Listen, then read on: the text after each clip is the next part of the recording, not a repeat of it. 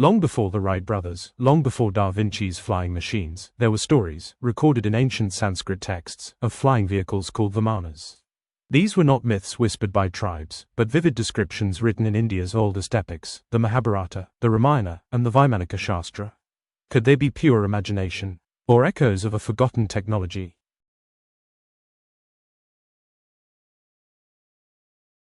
The word, Vimana, appears throughout Indian epics and scriptures. In the Ramayana, King Ravana is said to have flown a Vimana that could traverse great distances, through the air, across oceans, even between realms. The Mahabharata describes battles fought from the sky using beam-like weapons, and craft that defied gravity. Some were shaped like birds, others like pyramids, and some like domes or spinning discs. These descriptions are often specific, not just metaphorical. They include mentions of fuel, control systems, and flight patterns.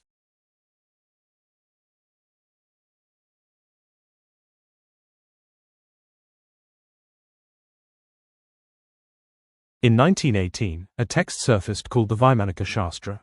Said to be channeled by a mystic named Subbaraya Shastri, it claims to detail the operation and construction of ancient Vimanas. It includes technical diagrams, propulsion methods, and materials like mercury, mica, and solar energy. Though scholars say the text shows a 20th century understanding of science, others believe it may be a retransmission of forgotten ancient knowledge. One proposed engine was the Mercury vortex, which sounds eerily like modern speculation on plasma or anti-gravity drives.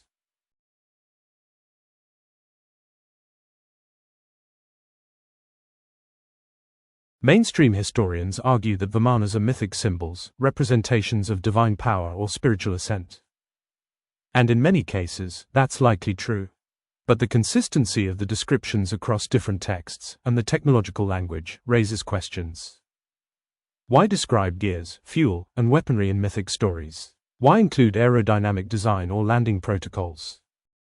Some fringe researchers suggest these were based on real ancient technologies, or that the authors were describing something they saw but didn't fully understand. Others wonder if these stories were handed down from a pre-flood or even pre-human civilization.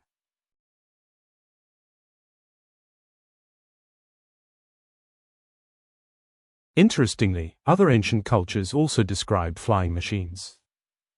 In Egypt, there's the Abydos glyph, carvings that resemble helicopters and aircraft. In Central America, gold figurines shaped like delta wing planes have been found. Could these myths point to a global pattern, one where flight wasn't invented in 1903, but rediscovered? Vimanas occupy a strange place between scripture and science fiction. To some, they're divine vehicles. To others, they're the last clue to a forgotten human epoch. Are we reading metaphors with modern eyes, or missing a technology that once touched the skies? Until we know more, these texts remain part history, part mystery. And like all great enigmas, they continue to challenge what we think we know about the ancient world. Because sometimes, history isn't lost, it's hidden.